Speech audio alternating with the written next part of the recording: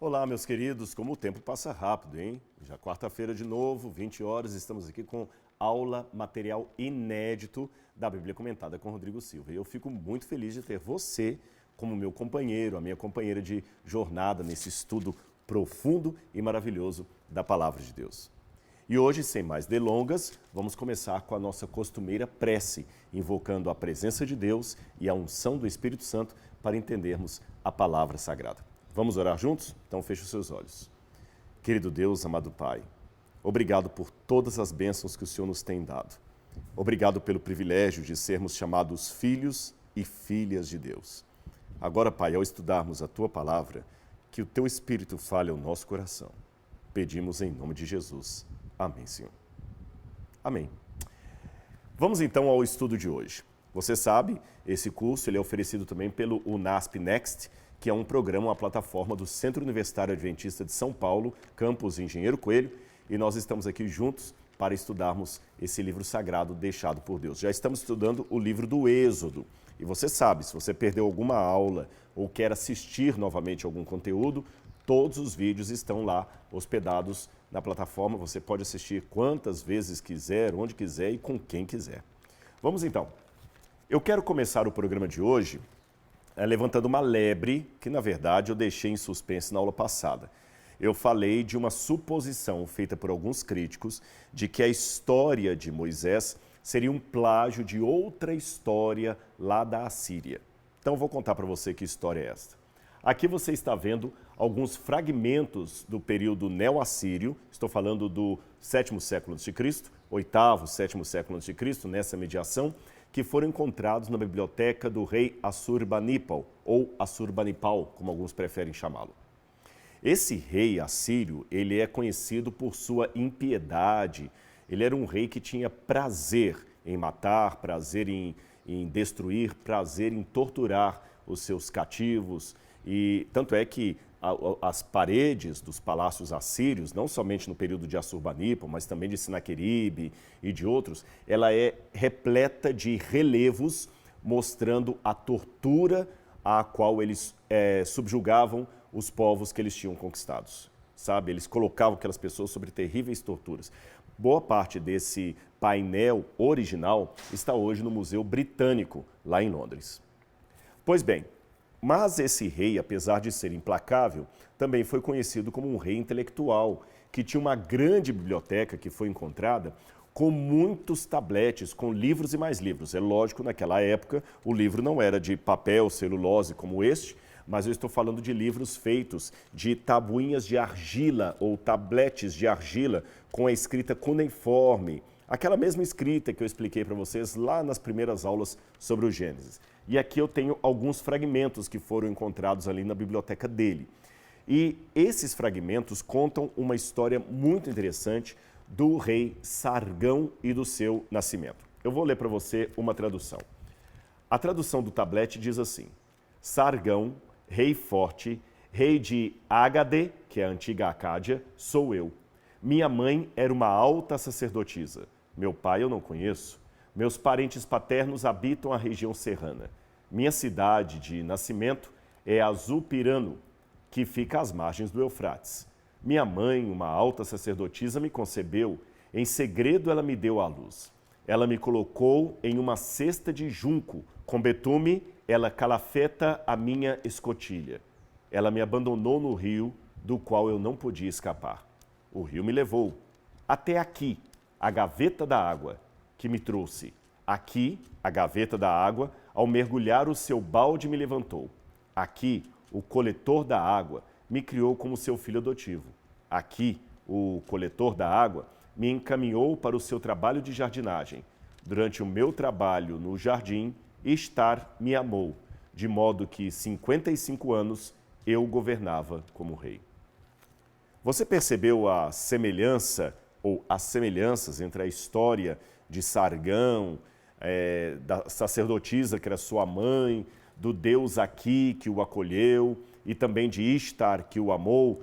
Como que Sargão também foi colocado ali num pequeno cesto de junco, junto a um rio?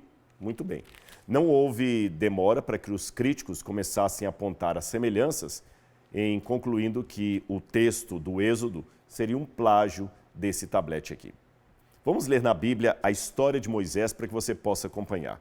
A história de Moisés, no capítulo 1 do Êxodo, vamos ler também o capítulo 2, mas vamos começar pelo capítulo 1, diz que o faraó, capítulo 1, versículo 15, o rei do Egito deu ordem às parteiras hebreias, das quais uma se chamava Sifrá e a outra se chamava Puá, e ele disse: quando vocês servirem de parteira às mulheres hebreias, verifiquem se é menino ou menina. Se for menino, matem.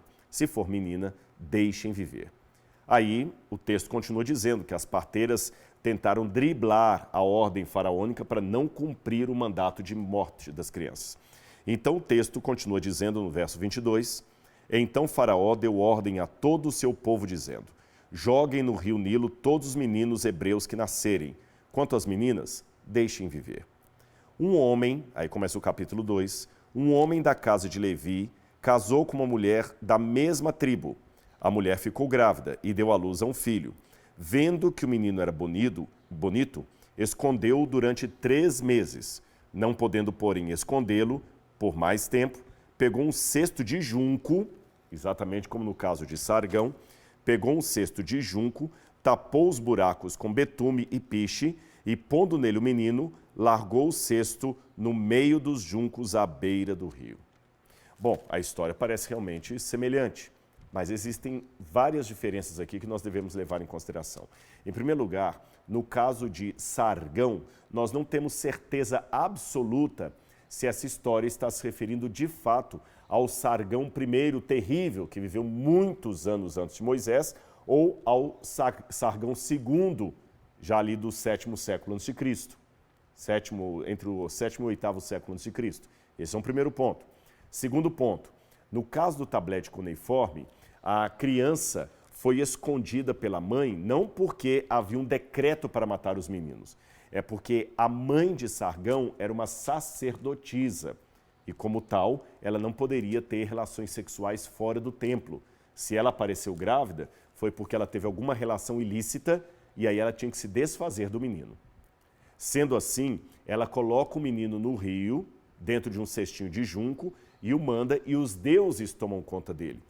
Nada aqui se assemelha à história de Moisés, exceto o fato do menino ser colocado num rio, dentro de um cesto de betume, em torno do papiro, ou do junco, tá certo? Agora, essas semelhanças podem ser explicadas pelo seguinte: nós temos outros textos que mostram também aquilo que nós chamaríamos de crianças expostas. O que são crianças expostas? Crianças que, por qualquer razão, a família rejeita, coloca à exposição para serem adorados ou adotados por outra família. Querem um exemplo? Aqui no Brasil e em outras partes do mundo, durante muito tempo, quando uma menina engravidava, talvez mãe solteira, e a família não aceitasse a gravidez, muitos barões, muitos fazendeiros, muitos homens, o que eles faziam? Quando a menina estava grávida, pegava a menina e mandava para o colégio interno, mandava para fora, para ninguém ver a barriga crescendo. E quando o bebê nascia, muitas vezes eles pegavam essas crianças e colocavam para adoção. E para onde essas crianças eram encaminhadas? Para orfanatos católicos. Não é por coincidência que você tem vários relatos aqui mesmo, na história do Brasil, de crianças que eram abandonadas na porta da igreja. Não somente em histórias no Brasil, mesmo fora do Brasil.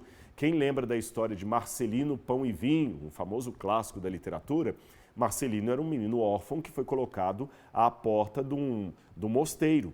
Nós temos também o caso do Corcunda de Notre-Dame, que foi uma criança que, por ser aleijada, foi rejeitada pela família e colocada na porta de Notre-Dame para que os padres pudessem criá-la.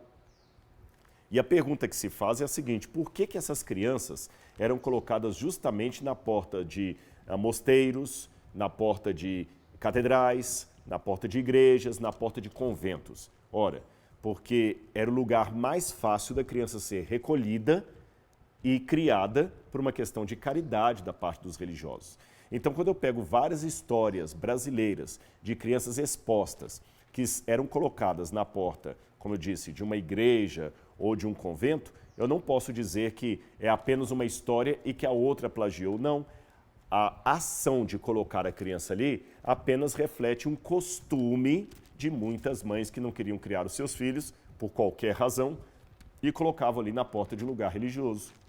No passado, o lugar religioso seria um templo, e muitas crianças foram, de fato, deixadas à porta de um templo ou às margens de um rio, porque o rio era um lugar sagrado para os egípcios, para os sumérios, para os babilônios, para os assírios. Essa era uma razão muito simples. No caso de Moisés, ele foi colocado no rio de propósito porque Miriam e também a sua mãe sabiam que a filha de Faraó estava tomando banho logo ali adiante. Então fazia parte de uma estratégia. E o ato semelhante ao da mãe de Sargão apenas demonstra um costume da época e nada mais do que isso. Quer um exemplo de outro texto também que fala de crianças expostas à semelhança desse de Sargão e de Moisés? Muito bem, vou trazer do Egito para você. Nós temos duas versões do nascimento de Horus. Numa versão, Sete estava procurando por Horus quando ele era uma criança em sua cidade natal, Remis. Sua mãe o escondeu em um papiro e a colcha de Neftis estava sobre ele. Ela o escondeu como a criança real que está no bosque de papiros. E assim o seu nome Anubis veio a existir. E Meret Imi-Vet tornou-se a sua imagem de culto. Na outra versão, ele estava navegando num barco de papiro e Ísis disse a Tot: "Deixe-me ver o meu filho que está escondido nos pântanos." Tot disse: "Veja-o." E Ísis disse: "É ele. É esse o seu nome Anubis veio a existir." Um nome que naquele conto é dado a cada filho real. Percebeu? Nós temos na história dos deuses egípcios também um relato, dessa vez do deus Horus, sendo exposto, e ele é colocado justamente onde? Num papiro ou num barco de papiro. E é interessante que a palavra papiro, que vai aparecer aqui, e também a palavra barco, imt, é a mesma palavra de empréstimo que vai dar origem ao papiro no texto hebraico do Êxodo. Como você vê, então não se trata de um plágio da Bíblia, qualquer versão pagã de uma criança exposta, mas apenas o reflexo de um costume que não era tão incomum como se podia pensar. Tá claro até aqui? Então vamos continuar o nosso estudo. Na semana passada eu mostrei para você os cestinhos de papiro ou de junco. Expliquei que uma das prováveis razões de ter colocado a criança ali, evidentemente calafetada de betume por fora para não entrar água, é porque o crocodilo, segundo a crença egípcia, ele não suportava o cheiro do papiro e ficava longe onde havia papiro. Então pode ser uma das razões por que Moisés foi colocado ali. Bom, quando a Hatshepsut, eu trabalhei com vocês a hipótese que Hatshepsut seria a filha de Faraó que vai se tornar a mãe adotiva de Moisés. A Bíblia fala, no livro do Êxodo, que quando ela viu aquele cestinho de junco boiando em sua direção, ela mandou as empregadas irem lá e pegarem aquele cestinho. Elas pegaram o cesto. E diz aqui, Êxodo capítulo 2, versículo 6, abrindo o cesto, viu a criança, e eis que o menino chorava. E ela teve compaixão dele e disse: "Esse menino é dos hebreus." Como ela reconheceu que o menino era dos hebreus? Simples. Moisés certamente já tinha passado mais de 8 dias que havia nascido. Moisés estava circuncidado, conforme a lei já prevalecente nos hebreus daquele tempo, que viera desde o pacto que Deus fez com Abraão, que os seus descendentes deveriam ser circuncidados, isso é, ter a ponta do prepúcio cortada, com 8 dias de nascimento. O curioso, pelo que você pode ver nessa imagem que eu vou mostrar aqui, é que os egípcios também praticaram a circuncisão. Esse painel aqui que você está vendo mostra um homem segurando o outro pela mão, enquanto um terceiro está fazendo a circuncisão. No outro lado também você tem um outro homem praticando a circuncisão de alguém que está à sua frente. Agora, sabe-se que os egípcios praticaram a circuncisão, ou pelo menos alguns egípcios, já de muito tempo antes de Moisés. Nós temos exemplos de circuncisão praticada no Egito desde o ano 2000 a.C. Contudo, os israelitas eram únicos na prática da circuncisão dele, porque os egípcios circuncidavam a pessoa quando ela era adulta, mas os hebreus circuncidavam a pessoa quando ela era ainda uma criança, com 8 dias de nascimento. Sendo assim, não foi apenas a circuncisão que fez Hatshepsut entender que a criança era israelita, porém a circuncisão feita num bebê. Ficou claro isso para você? Agora tinha um dilema. Como é que ela iria levar uma criança israelita para casa?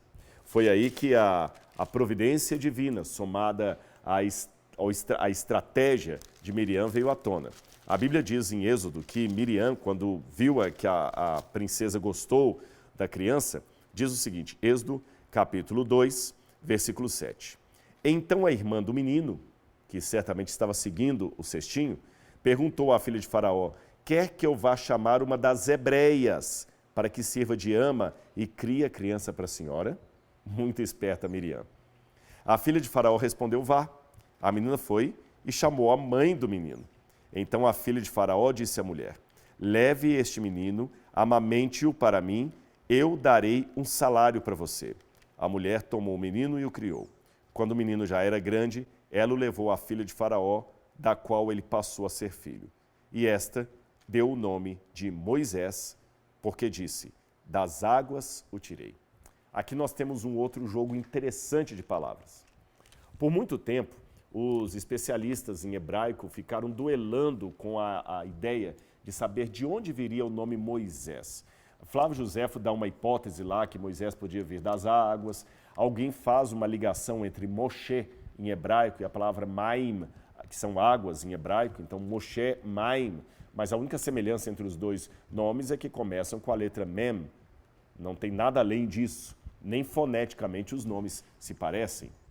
Então, o que significa o nome Moisés? A dificuldade aumenta ainda quando os especialistas em linguagem antiga são quase unânimes em afirmar que Moisés não é um nome hebreu, é um nome egípcio. Falta saber qual a ligação desse nome egípcio. E talvez o segredo estaria aqui. Olha no quadro. Você tem aqui o nome Moshe escrito em hebraico, no hebraico quadrático, como ele era escrito. Porém, quando nós vamos à literatura egípcia, nós descobrimos uma coisa interessante. Você se lembra na aula passada que eu falei que Amose, que na minha opinião seria o faraó que não conheceu José, Amose inaugurou a 18ª dinastia, a temida 18ª dinastia.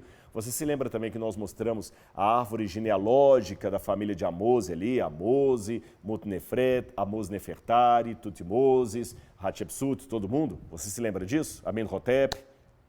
Pois bem, uma coisa que nos chama a atenção a partir da 18ª dinastia, nós não temos exemplos disso antes, é que havia uma prática de criar nomes, especialmente nomes atrelados à família faraônica, a partir da junção de 2 termos em egípcio. Em primeiro lugar, vinha o nome de uma divindade. E em segundo lugar, vinha a expressão nascido de. Eu vou mostrar aqui para você no quadro. Esse último quadro que aparece aí, que você tem um cajado e alguns raminhos, é como nós lemos em egípcio ou em hieroglífico o nome Mose ou Mes. Você pode ler das duas maneiras, Mose ou Mes.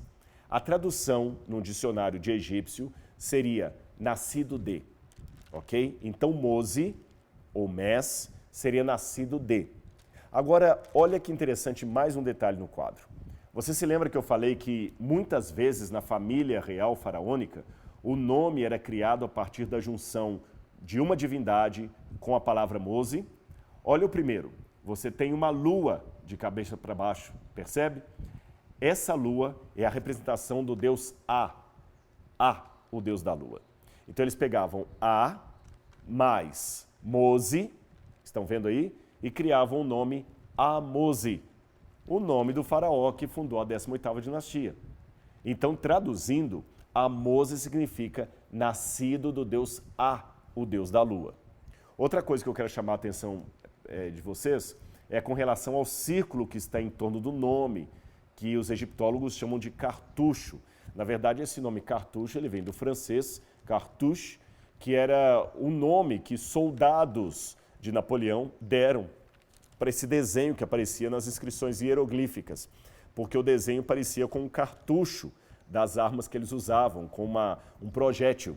Então acabaram chamando em francês de cartouche, e a gente fala cartouche, ou cartucho em português, tá certo? Mas para os egípcios, essa linha em torno do nome era a linha da vida eterna, uma linha que não tem começo nem tem fim.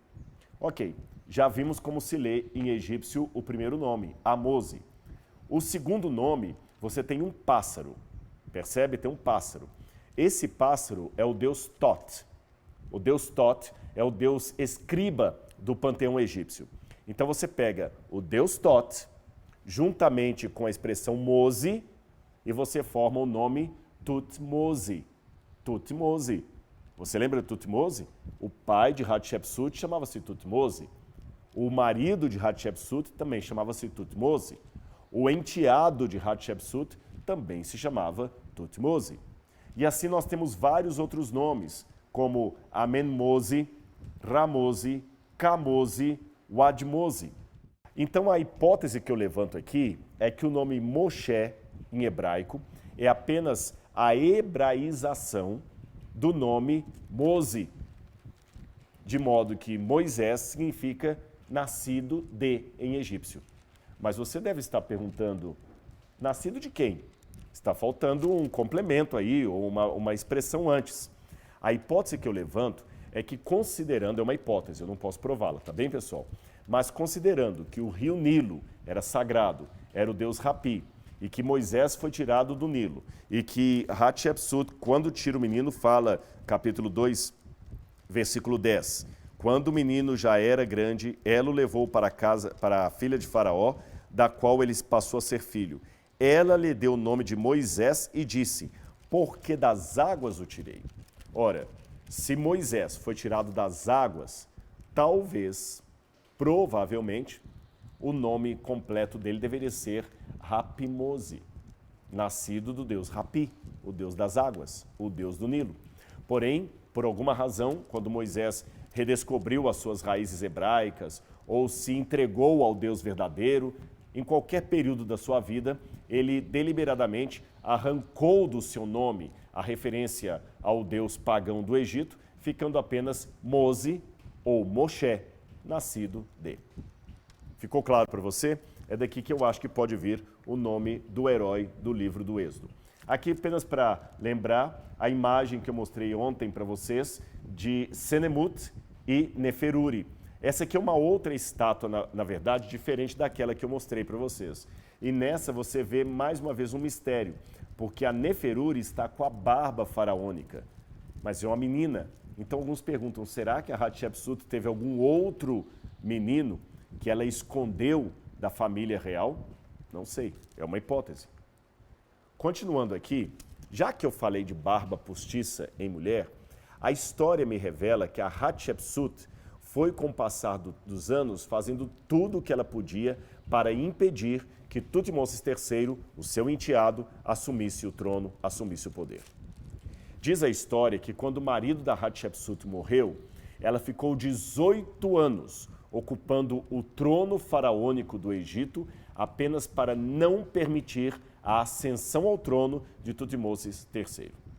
Agora, o curioso é que ela assumiu a função faraônica e as pessoas, mesmo sabendo que Hatshepsut era uma mulher, mesmo reconhecendo isto, e mesmo aceitando que ela se legitimasse como faraó do Egito, eles exigiram que ela sempre se apresentasse em público vestida como homem. Você vê como é que era o preconceito daquela época, ou a misoginia, digamos assim. Quem pode ser faraó é o homem, nunca uma mulher. Então, quando uma mulher quebra o protocolo e se torna faraó, ela ainda tem que se sujeitar à situação de vestir-se como um homem. Hatshepsut foi a única faraó homem do passado. Eu sei que alguém deve estar falando, mas vem cá, e Cleópatra? Cleópatra não era egípcia. Cleópatra era grega e Cleópatra vai estar lá na época de Júlio César. Então é um outro contexto, tá bom? Agora, no passado, a mulher faraó que nós temos é Hatshepsut. E como eu falei, um absurdo, ela tinha que se vestir de homem para se apresentar como guia do Egito, como faraó do Egito, especialmente durante as celebrações públicas. Eu tenho aqui algumas estátuas que foram encontradas pelos arqueólogos da Hatshepsut. Você vê que ela está com a barba faraônica, que é aquele cavanhaque postiço que o faraó tinha. Aqui também eu tenho várias estátuas da Hatshepsut quebradas. Esse aqui é um detalhe muito importante, aliás, são dois detalhes muito importantes que eu quero chamar a atenção. Várias imagens, várias estátuas da Hatshepsut foram depredadas na antiguidade, quebradas, deliberadamente apagadas, de modo que por pouco, Hatshepsut não teria permanecido na história, ela teria talvez desaparecido. Então as duas perguntas que fazemos é, como é que redescobriram Hatshepsut? E segundo, por que alguém queria tanto o ódio dela a ponto de depredar as suas imagens, quase que fazendo-as desaparecer da memória humana? Vou mostrar para você de maneira mais clara. Isso aqui é a Hatshepsut no templo de Deir al-Bahari, no Egito. Você nota que a silhueta está toda apagada. Alguém pegou um cinzel com um martelo e foi literalmente apagando a imagem da Hatshepsut. Perceba? Toda a imagem foi deliberadamente apagada. Isso também aconteceu num outro painel, também de Deir al-Bahari, onde você vê aqui o deus Horus de um lado e o deus Thoth do outro, e aqui você tem uma silhueta de alguém completamente apagada. Não somente a silhueta, em cima também você tem os cartuchos com o nome completamente apagados. A princípio, quando os arqueólogos entraram em Deir al-Bahari, eles pensaram que eram cristãos cóptas ou muçulmanos que tinham apagado aquelas imagens porque eles não adoravam imagem. De fato, houve um período, a chamada Guerra Iconoclasta, em que várias estátuas foram quebradas deliberadamente, deuses foram destruídos, porque muitos cristãos modernos entendiam que aquilo era uma afronta ao mandamento de Deus. E os muçulmanos, por tabela, fizeram a mesma coisa. Você deve se lembrar, há alguns anos, quando lá no Afeganistão, muçulmanos explodiram uma estátua de Buda milenar que havia ali. Então muitos pensaram que talvez essa depredação da silhueta poderia ser uma obra de cristãos fanáticos ou de muçulmanos que também dominaram o Egito. Porém, hoje acredita-se que não, porque os deuses egípcios são preservados do lado. Veja, o Horus está bem de um lado, Thoth também está bem do outro. Eles estão muito bem preservados. A imagem dos deuses não foi apagada, apenas aquela imagem foi apagada e o seu cartucho também. E você percebe que não foi algo acidental. A imagem foi completamente detalhada ali no seu emblema, completamente apagada em todo o seu contorno. A ideia que hoje nós temos é que quando Hatshepsut, depois de governar 18 anos, morreu, a primeira coisa que Thutmose III fez ao assumir o trono foi apagar da história toda e qualquer referência a Hatshepsut. Aliás, essa é uma prática egípcia curiosa que também lança luz sobre uma expressão idiomática da Bíblia Sagrada.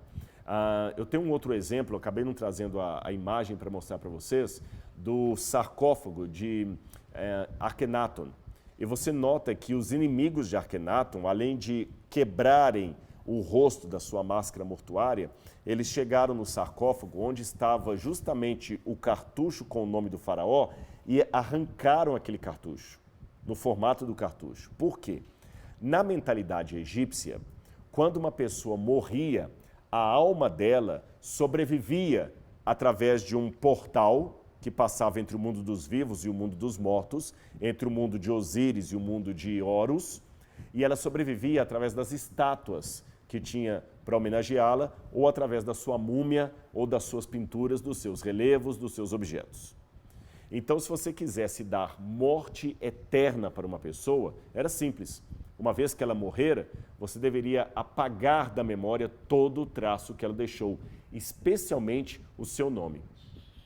Por exemplo, nós temos um costume visto no papiro do complô do harém de Ramsés III, onde, segundo esse papiro, descobriu-se um complô para matar o faraó. E quem estava liderando o complô para matar o faraó dentro do harém era o próprio vizir dele com a rainha. E quando isso foi descoberto, eles mandaram matar a rainha e olha que curioso, todos os cartuchos onde o nome dela estavam escritos, onde estava escrito o nome dela, foram apagados. E ao contar a história ali do complô do harém para matar o faraó, ao contar a história, na hora de citar o nome dos inimigos, eles não falam o nome real. Você vai lendo em hieroglífico e o faraó fala assim, o meu inimigo, Mesh-Durra. Mesh-Durra, traduzindo em português, seria aquele que Ra odeia.